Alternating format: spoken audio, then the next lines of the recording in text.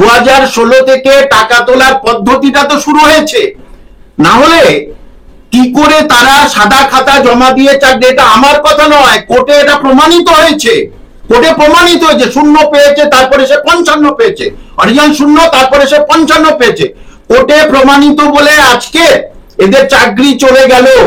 যদিও এর ভিতরে যারা যোগ্য আছে তাদের চাকরি যাওয়াটা মেনে নেওয়া যায় না, কিন্তু মহামান্য আদালত যখন রায় দিয়েছে কিছু করার নেই, করতেই হবে, যেটা এরা মানতেই হবে। এবং পুরোপুরি রাজ্যের শুধু এদের এদের এদের জীবন জীবিকা নিয়ে ছিনিমিনি খেলছে না, রাজ্যের উচ্চ শিক্ষিত উচ্চ শিক্ষিতা এমএসসি বিএড ছেলে মেয়েদের জীবন নিয়ে ছিনিমিনি খেলছেন 2016 থেকে। আজও পর্যন্ত রাজ্যে আপনার একটি পরীক্ষা করার মতো সৎসাহস নেই। এক চক্ষু বিচার কেন আপনি করছেন? রাজ্যে যদি এদের পাশে থাকেন, এরা তো এতদিন তবু চাকরি করে এসেছে, তাহলে 2016 পর থেকে যারা বঞ্চিত, যারা চাকরি পায়নি, এবং সেই অ্যাডমিট কার্ড দেখে দেখে তাদের প্রত্যেককে ভাতা দিতেই হবে। এটা আমি দাবি করছি মানুষের কাছে, জনতার কাছে, যে এইটার বিরুদ্ধে আপনাদের রুখে দাঁড়াতে হবে। যে ভাতা এদের যখন দিয়েছেন তাহলে এদেরও ভাতা দিতে হবে, ভাতা পোতার বিরুদ্ধে আমি। কিন্তু যখন আপনি দিয়েছেন এবং কাদের দিয়েছেন, আদালতের কাছে, আদালতের বিচারে যাদের অধিকাংশ দাগী তাদেরকে আপনি ভাতা দিচ্ছেন, মাননীয় মুখ্যমন্ত্রী হিসাবে এটা কি আপনি সত্যি সঠিক কাজ করছেন? এটা আদালত অবমাননা নয়? অবশ্যই আদালত অবমাননা তো বটেই। যে বলেছে অযোগ্যদের নাম চিহ্নিত করতে, আপনি কি করলেন? আপনার কমিশন কি করলো? যোগ্যদের হচ্ছে লিস্টটা সমস্ত ডিআই অফিসে পাঠিয়ে দিল। এই সৎসাহস নেই যে অযোগ্যদের নাম, ঠিকানা, স্কুলের নাম সহ পেপারে তুলে দিই। সমাজের কাছে যারা একেবারে স্ট্যাম্প দুর্নীতিগ্রস্ত হিসাবে পরিগণিত হয়েছে, ওদের কিছু জন আপনি সবাইকে দিয়ে দিচ্ছেন ভাতা। এটা কি করে হয়? কোন আইনে আছে? আপনি সংবিধান মানেন না, আপনি দেশের আইন মানেন না। বেকাররা আরো বেকার হয়ে যাক, শুধু করছেন কলকারখানা আনছেন বাইরে থেকে, শিল্প হবে শিল্প হবে প্রতিবারই বলছেন, আর প্রতিবারই এই শিল্পটা ফ্লপ। শুধু ওই দুটো শিল্প চলবে, চপ শিল্প আর ঘুগনি শিল্প, ওই দুটোই চলবে, আর অন্য কোনো শিল্প এখানে আসবে না। এতদিন ধরে একটা শিল্প আনতে পারেননি, আপনি আবার বেকারদের পাশে দাঁড়ানোর জন্য সহানুভূতি দেখাচ্ছেন। আগে বলুন 2016 থেকে যারা বেকার হয়ে আছে তাদের আপনি ভাতা দেবেন না কেন? বলে আমার কাছে 1 লাখ চাকরি, 2 লাখ চাকরি, কোন সময় বলেছে 5 লাখ চাকরি। তাহলে আপনি নিশ্চয়ই শুনেছেন সংবাদ মাধ্যমে যে স্কুল শিক্ষা দপ্তর মানে সমস্ত স্কুলের কাছে শূন্য পদ চেয়ে পাঠিয়েছে। তাহলে উনি কি ওটা ইচ্ছা করে বললেন আমার কাছে এত শূন্য পদ? শিক্ষক কর্মচারীদের ভাতা দেবে, তাহলে দুর্নীতির জন্য যারা 2016 থেকে বেকার তাদের কেন ভাতা দেবেন না? এই নৈতিক দায় কি মুখ্যমন্ত্রী এড়াতে পারেন? না, একেবারে উনি এড়াতে পারেন না।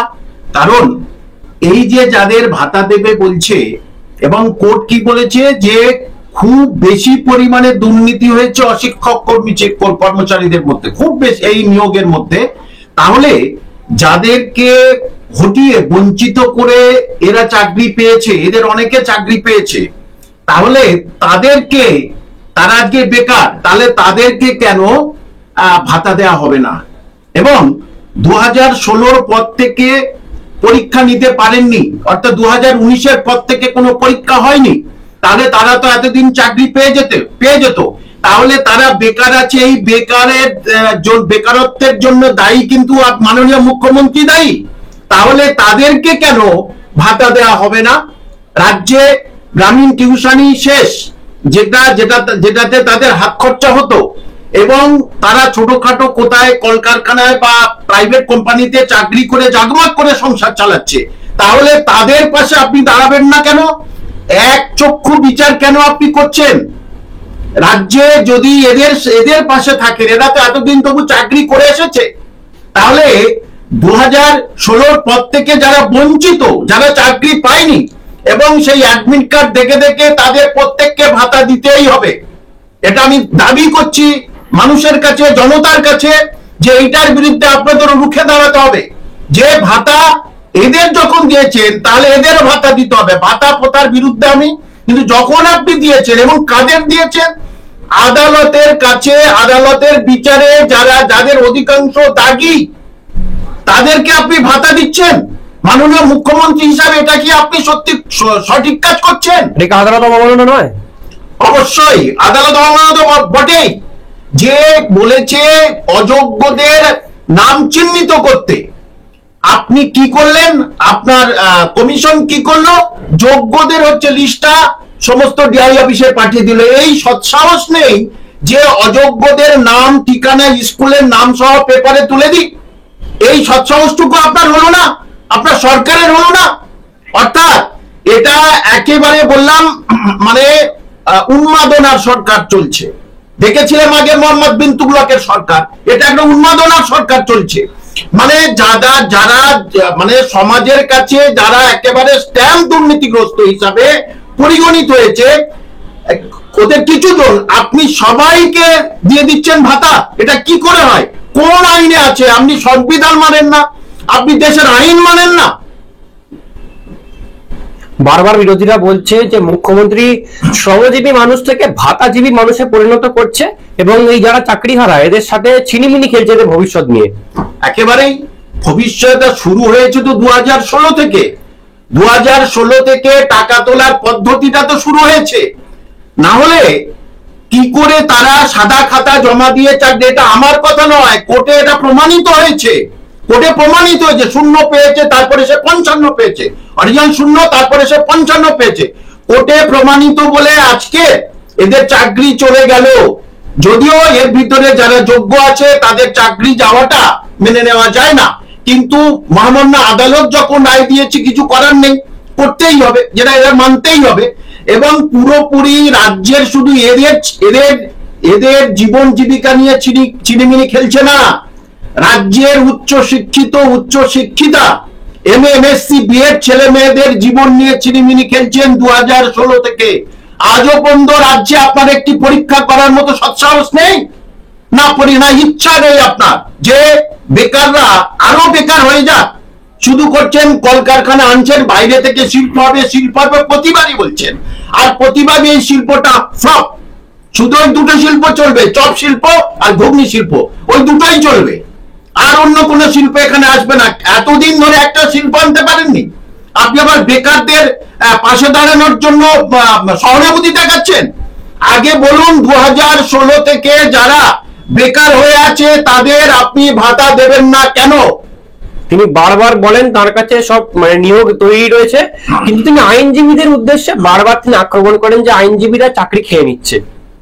আচ্ছা, একটি কথা উনি দু তিন রকম বলেছেন। বলে আমার কাছে 1 লাখ চাকরি, 2 লাখ চাকরি, কোন সময় বলেছে 5 লাখ চাকরি।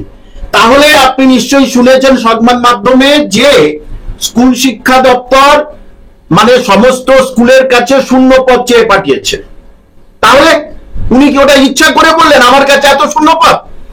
আপনার কাছে যদি এত শূন্য পদ যদি আপনার হাতের ম হয়ে থাকে, তাহলে কেন সমস্ত স্কুলগুলোতে কত শূন্য পদ চেয়ে পাঠিয়েছেন? হ্যাঁ, এটা তো আমরা সংবাদ মাধ্যম থেকে জেনেছি। যে সুতরাং অ্যাকচুয়ালি কি বলুন তো, যে এইরকম ভাবে দান ধ্যান ভাতায় এইটাই চলুক। শিক্ষিত ছেলেমেয়েরা তোমরা চপ শিল্প করো, চপ বেচো, অথবা তোমরা ঘুগনি বিক্রি করে যা হোক করে চলো।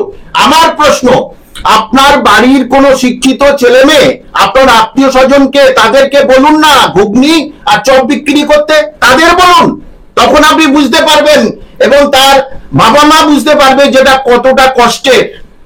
31শে মের মধ্যে আদালতের নির্দেশে নতুন নিয়োগের বিজ্ঞপ্তি জারি করার কথা বলা হয়েছে, আপনি বিষয়টি কিভাবে দেখছেন? দেখুন, দিতেই হবে, 31শে মের মধ্যে বিজ্ঞপ্তি দিতেই হবে। বিজ্ঞপ্তি না দিলে কিন্তু এই সরকারের, এই রাজ্য সরকারের উপরে আরো আরেকটা মানে বিপদ মাথার উপরে ঝুলছে কিন্তু। সুতরাং সে ভুল বিজ্ঞপ্তি দিক আর ঠিক বিজ্ঞপ্তি দিক, বিজ্ঞপ্তি দিতেই হবে। আর 31শে ডিসেম্বরের মধ্যে পরীক্ষা নিতেই হবে, এর বাইরে যাবার কোনো রাস্তা নেই। যদি এর বাইরে গেছে তাহলে সারা ভারতবর্ষে পশ্চিমবঙ্গবাসীর মান সম্মান একেবারে মানে মাটির সঙ্গে মিশে যাবে যে এই সরকার, পশ্চিমবঙ্গ সরকার দেশের আইন মানে না, সংবিধান মানে না এবং সুপ্রিম কোর্টের অর্ডার মানে না। বারবার প্রশ্ন উঠছে, মুখ্যমন্ত্রী এই 26,000 চাকরি তো গেল, আবার 32,000 প্রাথমিক নিয়োগ, সেখানেও নাকি দুর্নীতি করা হয়েছে, এখানেও বিস্তর জল ঘোলা রয়েছে বলে মনে করা হচ্ছে বিরোধীদের তরফ থেকে। দেখুন, যেটা এখন সেটা আদালতে বিচার চলছে, তবুও এটা আমি বলছি আপনাকে, দেখুন যে একেবারে প্যানেল যেটা প্রকাশ করেছে, এই প্যানেলে একাডেমিক নেই, নম্বর নেই, তারপরে টেটে 150/5 তার ভিতরে কত পেয়েছে সেটাও নেই, তারপরে ইন্টারভিউ কে কত পেয়েছে সেটাও নেই। তার মানে কি কোনো নথি কি আদৌ নাই? মানে ওএমআর শিট গুলো নাই?